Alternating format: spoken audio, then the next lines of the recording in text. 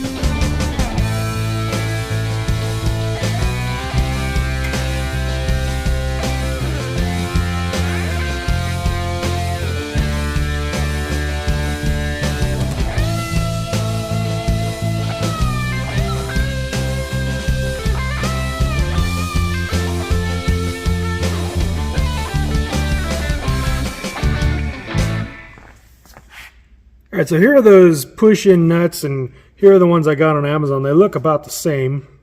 So I'm going to go ahead and pop all those out and use the fresh ones everywhere. Unfortunately, this hole's busted out. So for tonight, just because I don't want to drive home looking like that, I'll probably just put it together with every screw except that one.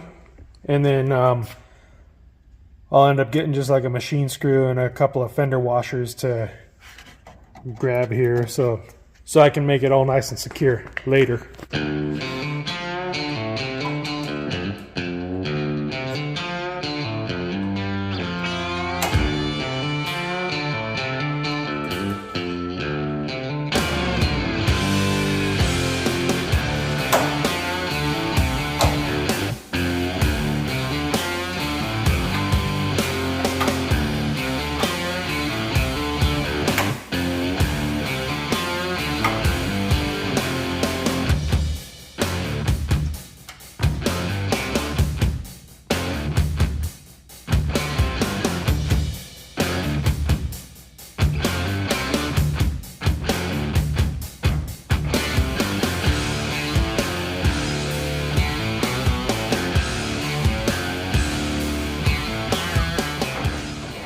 Almost forgot the bow tie.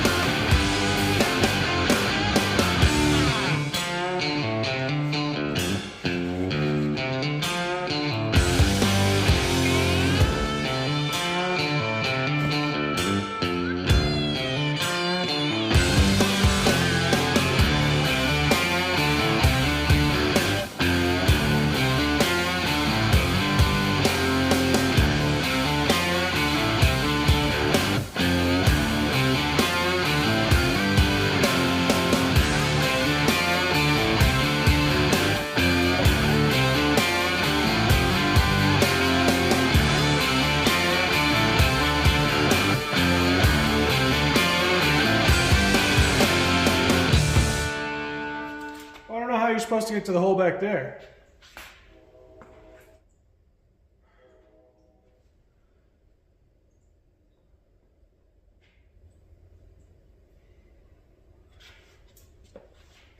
Well, that was dumb. It looks like one of those white deals is supposed to pop into the grill, and then you probably run the screw up from underneath the truck, which means I probably have to take the grill back out.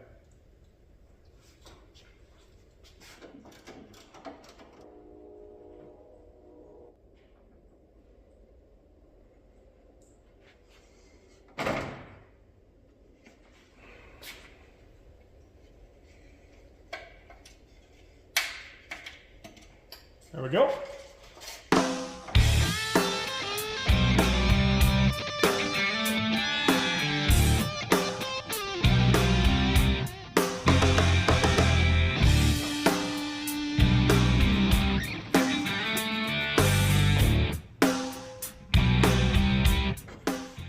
So I'm not tightening any of these screws all the way. I'm just getting them most of the way in, but leaving them loose. So in case I have to move the grill around a little bit to get the headlight bezels in, or to get the last hole lined up, or anything like that. So you always have to, like anything else in life, you want to get all the screws started before you make any of them tight.